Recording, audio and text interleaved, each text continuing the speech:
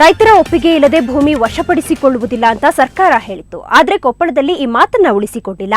ಹಾಗಾಗಿ ತಾಳ್ಮೆ ಕಳೆದುಕೊಂಡ ರೈತರು ಬೀದೆಗಿಳಿದಿದ್ದಾರೆ. ಪ್ರಾಣ ಕೊಟ್ಟೆವು, ಭೂಮಿ ಕೊಡಲ್ಲ ಅಂತ ರೈತರು ಸಾಮೂಹಿಕವಾಗಿ ಆತ್ಮಹತ್ಯೆಗೆ ಮುಂದಾಗಿದ್ರು. ಆಸ್ಪತ್ರೆಗೆ ಭೂಮಿ ಕೊಡಲ್ಲ ಅಂದಿದ್ದಕ್ಕೆ ಸುಮಾರು 20 ರೈತರನ್ನ ಬಂಧಿಸಲಾಗಿದೆ.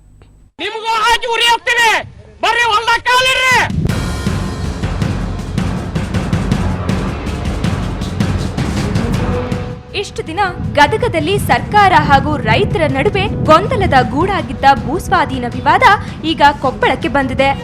ಕೊಪ್ಪಳದ ರೈತರು ಸರ್ಕಾರದ ವಿರುದ್ಧ ದಂಗೆ ಎದ್ದಿದ್ದಾರೆ. ಯಲಬುರ್ಗಾದಲ್ಲಿ ನಿರ್ಮಿಸಲು ಉದ್ದೇಶಿಸಿರುವ 100 ಹಾಸಿಗೆಗಳ ಆಸ್ಪತ್ರೆಗೆ ಭೂ ಸರ್ವೆ ಕಾರ್ಯಕ್ಕೆ ಅಧಿಕಾರಿಗಳು ಆಗಮಿಸಿದ್ರು. ಆದರೆ ಭೂಮಿಯನ್ನ ಕೊಡಲು ಒಪ್ಪದ ರೈತರು ಸರ್ವೆಗೆ ಅಡ್ಡಿಪಡಿಸಿ ಆತ್ಮಹತ್ಯೆ ಯತ್ನ ನಡೆಸಿದ್ರು.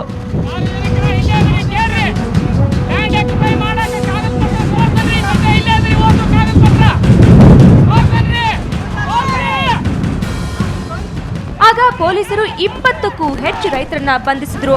ಇದು ರೈತರನ್ನ ಮತ್ತಷ್ಟು ಕೆರಳಿಸಿತು.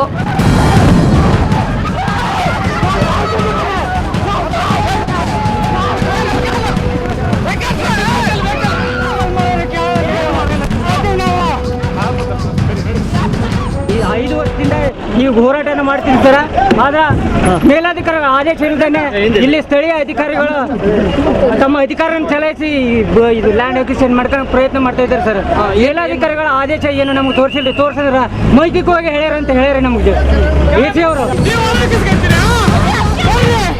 ಭೂಸ್ವಾಧೀನದ ಒಟ್ಟು 11 ಎಕರೆ ಭೂಮಿ ನೀರಾವರಿಯಿಂದ ಕೂಡಿದೆ. ಆದರೆ ಕಂದಾಯ ಇಲಾಖೆಯ ಅಧಿಕಾರಿಗಳು ಇದನ್ನು ಕುಷ್ಟಿ ಜಮೀನು ಎಂದು ಸರ್ಕಾರಕ್ಕೆ ಮಾಹಿತಿ ಕೊಟ್ಟಿದ್ದಾರೆ. ಇದೇ ಊರಿನಲ್ಲಿ ಬೇರೆ ರೈತರು ಭೂಮಿಯನ್ನ ಕೊಡಲು ಸಿದ್ಧರಿದ್ರೂ ಸರ್ಕಾರ ಅದನ್ನು ಪಡೆಯುತ್ತಿಲ್ಲ. ಅಂತೂ ಇಂತೂ ಪೊಲೀಸರ ಸಹಕಾರದೊಂದಿಗೆ ಕಂದಾಯ ಇಲಾಖೆಯ ಅಧಿಕಾರಿಗಳು ಸರ್ವೆ ಕಾರ್ಯ ಪ್ರಾರಂಭ ಮಾಡಿದ್ರು. ಯಲಬುರ್ಗಾ ಪಟ್ಟಣದಲ್ಲಿ 100 ಬೆಡ್ ಹಾಸ್ಪಿಟಲ್ ಬಗ್ಗೆ 2007-2008 ಇಸ್ವಿಯಿಂದನೇ ಇದು ಲ್ಯಾಂಡ್ ಎಕ್ವಿಷನ್ ಬಗ್ಗೆ ಪ್ರೊಸೆಸ್ ನಡೀತಾ ಇತ್ತು. ಮತ್ತು ಇದು 2009-10 ಎಲ್ಲ ಪ್ರೊಸೆಸ್ಸು ಮುಗಿದೋಗಿದೆ.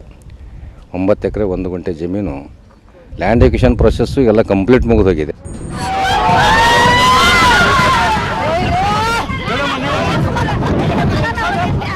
ಆದರೆ ಸರ್ಕಾರ ಬಲವಂತವಾಗಿ ರೈತರ ಫಲವತ್ತಾದ ಭೂಮಿಯನ್ನ ಸ್ವಾಧೀನಪಡಿಸಿಕೊಳ್ಳುತ್ತಿರುವುದು ವ್ಯಾಪಕ ಟೀಕೆಗೆ ಗುರಿಯಾಗಿದೆ. ನಮ್ಮದು ರೈತಪರ ಸರ್ಕಾರ ಎಂದು ಸಾರಿ ಸಾರಿ ಹೇಳುವ ಆಡಳಿತ ಪಕ್ಷಕ್ಕೆ ರೈತರ ಅಳಲು ಇನ್ನಾದ್ರೂ ಕೇಳುವುದೇ? ದೊಡ್ಡೇಶ್ ಯಲಿಗಾರ್, ಸುವರ್ಣ ನ್ಯೂಸ್ 24/7, ಕೊಪ್ಪಳ. ಪೇಜಾವರ ಶ್ರೀಗಳಿಂದ ನಾಡಹಬ್ಬ ದಸರಾ ಉದ್ಘಾಟನೆ ಅಂತ ಇದೀಗ ಒಂದು ಸುದ್ದಿ ಬಂದಿದೆ.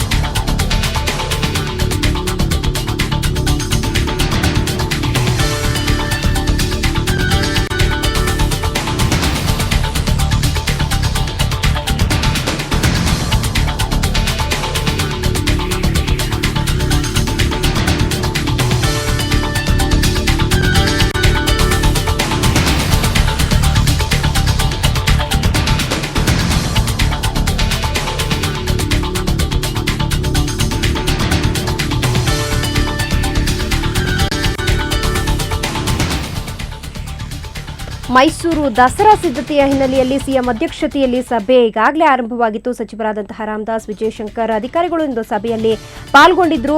ಸಿಎಂ ಯಡಿಯೂರಪ್ಪ ಇದೊಂದು ಘೋಷಣೆಯನ್ನ ತಂದಿದ್ದಾರೆ. ಪೇಜಾವರ ಶ್ರೀಗಳಿಂದ ನಾಡಹಬ್ಬ ಅಂದ್ರೆ 80ನೇ ನಾಡಹಬ್ಬ ದಸರಾದ ಉದ್ಘಾಟನೆಯ ಗೌರವವನ್ನು ನೀಡುವುದಾಗಿ ಹೇಳಿದ್ದಾರೆ. ಬನ್ನಿ ಬಗ್ಗೆ ಹೆಚ್ಚಿನ ಮಾಹಿತಿಯನ್ನು ಪಡೆಯೋಣ. ನಮ್ಮ ಪ್ರತಿನಿಧಿ ವೀರೇಂದ್ರ ಈಗ ದೂರವಾಣಿ ಸಂಪರ್ಕದಲ್ಲಿದ್ದಾರೆ. ವೀರೇಂದ್ರ, ಮೈಸೂರು ದಸರಾ ಸಂಬಂಧ ಈಗಾಗಲೇ ಸಭೆ ಆರಂಭವಾಗಿತ್ತು. ಸಭೆಯಲ್ಲಿ ಏನೆಲ್ಲ ನಿರ್ಧಾರಗಳನ್ನು ತೆಗೆದುಕೊಳ್ಳಲಾಯಿತು? ದಿವ್ಯಾ, ಸರಿಸುಮಾರು ಅರ್ಧ ತಾಸು ಈ ಒಂದು ಸಭೆ ನಡೀತು. ಉನ್ನತ ಮಟ್ಟದ ಸಭೆ ಇದು. ದಸರಾ ವಿಜೃಂಭಣೆಯಿಂದ ಆಚರಿಸುವ ಹಿನ್ನೆಲೆಯಲ್ಲಿ ಸಿದ್ಧತೆ ಹಾಗೂ ಭದ್ರತೆಯ ಹಿನ್ನೆಲೆಯಲ್ಲಿ ಒಂದು ಸಭೆಯನ್ನು ನಡೆಸಲಾಗಿತ್ತು. ಇದರಲ್ಲಿ ಪ್ರಮುಖವಾಗಿ ಹಲವು ನಿರ್ಧಾರಗಳನ್ನ ತೆಗೆದುಕೊಳ್ಳಲಾಗಿದೆ. ಮೊದಲನೇದಾಗಿ ಈ 80ನೇ ದಸರಾ ಉತ್ಸವವನ್ನ ಪೇಜಾವರ ಶ್ರೀಗಳಿಂದ ಉದ್ಘಾಟನೆ ಮಾಡಿಸಬೇಕು ಅನ್ನುವಂತ ನಿರ್ಧಾರಕ್ಕೆ ಸರ್ಕಾರ ಬಂದಿದೆ. ಶೀಘ್ರದಲ್ಲೇ ಪೇಜಾವರ ಶ್ರೀಗಳಿಗೆ ಆಮಂತ್ರಣವನ್ನ ಕೂಡ ನೀಡಲಾಗುತ್ತೆ, ಸರ್ಕಾರದ ವತಿಯಿಂದಲೇ ಆಮಂತ್ರಣ ನೀಡಲಾಗುತ್ತೆ ಅಂತ ಸ್ವತಃ BS ಯಡಿಯೂರಪ್ಪನವರೇ ಹೇಳಿದ್ದಾರೆ. ಮುಖ್ಯಮಂತ್ರಿ ಯಡಿಯೂರಪ್ಪನವರು ಇನ್ನೂ ಹಲವು ನಿರ್ಧಾರಗಳನ್ನ ಕೂಡ ಈ ಸಂದರ್ಭದಲ್ಲಿ ಪ್ರಕಟಿಸಿದ್ದಾರೆ. ಎಲ್ಲಾ ರೀತಿಯಲ್ಲೂ ಕೂಡ ಸರ್ವಸನ್ನದ್ಧವಾಗಬೇಕಾಗಿದೆ. ಈ ನಿಟ್ಟಿನಲ್ಲಿ ಈಗಾಗಲೇ ಮೈಸೂರು ಮಹಾನಗರಕ್ಕೆ 100 ಕೋಟಿ ರೂಪಾಯಿಗಳನ್ನ ಹಿಂದೆ ಬಿಡುಗಡೆ ಮಾಡಲಾಗಿದೆ. ಅದರಲ್ಲಿ 10 ಕೋಟಿ ರೂಪಾಯಿಗಳನ್ನ ಮೈಸೂರಿನ ರಸ್ತೆಗಳನ್ನ ಪುನರ್ ನಿರ್ಮಾಣ ಮಾಡಲಿಕ್ಕೆ ಬಳಸಿ ಅನ್ನುವಂತ ಆದೇಶವನ್ನು ಕೊಟ್ಟಿದ್ದಾರೆ. ಹಾಗೆ ಭದ್ರತೆಯ ನಿಟ್ಟಿನಲ್ಲೂ ಕೂಡ ಏನೆಲ್ಲಾ ಕ್ರಮವನ್ನು ಕೈಗೊಳ್ಳಬೇಕಾಗಿದೆ ಆ ಎಲ್ಲಾ ಕ್ರಮಗಳನ್ನ ಕೈಗೊಳ್ಳಿ ಅನ್ನುವಂತ ಒಂದು ಆದೇಶವನ್ನ ಕೂಡ ಈ ಸಂದರ್ಭದಲ್ಲಿ ಕೊಟ್ಟಿದ್ದಾರೆ.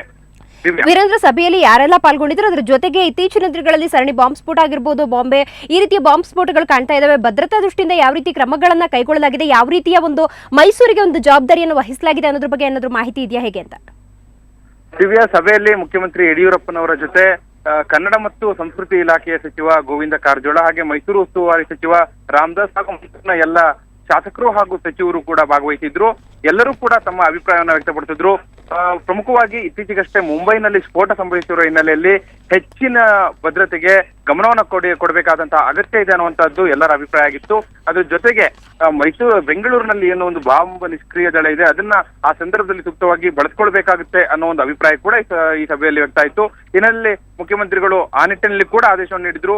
ಭದ್ರತೆಗೆ ಏನೆಲ್ಲ ಅಗತ್ಯಗಳಿವೆ ಅವೆಲ್ಲವನ್ನೂ ಕೂಡ ಈಗಿನಿಂದಲೇ ಆರಂಭ ಮಾಡಿ ಭದ್ರತೆಗೆ ಏನೆಲ್ಲ ಅಗತ್ಯಗಳಿದೆ ಅದನ್ನ ನನಗೆ ಹೇಳಿ, ಅದಕ್ಕೆ ಬೇಕಾದಂತ ಎಲ್ಲ ಪ್ರೋತ್ಸಾಹವನ್ನ ಹಾಗೆ ಅಗತ್ಯಗಳನ್ನ ಸರ್ಕಾರ ಪೂರೈಸುತ್ತೆ ಅನ್ನೋ ಮಾತನ್ನ ಮುಖ್ಯಮಂತ್ರಿಗಳು ಹೇಳಿದ್ರು. ಹಾಗೆ ಈ ಹಿನ್ನೆಲೆಯಲ್ಲಿ ಗೃಹ ಇಲಾಖೆಯಿಂದಲೂ ಕೂಡ ಬೇಕಾದ ಎಲ್ಲಾ ಒಂದು ಸವಲತ್ತುಗಳು ಕೂಡ ಸಿಗುತ್ತೆ ಅನ್ನುವಂತ ಒಂದು ಭರವಸೆಯನ್ನ ಕೂಡ ಮುಖ್ಯಮಂತ್ರಿ ಯಡಿಯೂರಪ್ಪನವರು ನೀಡಿದ್ರು. ಓಕೆ, ನಿಮ್ಮೆಲ್ಲ ಮಾಹಿತಿಗಾಗಿ ಧನ್ಯವಾದ.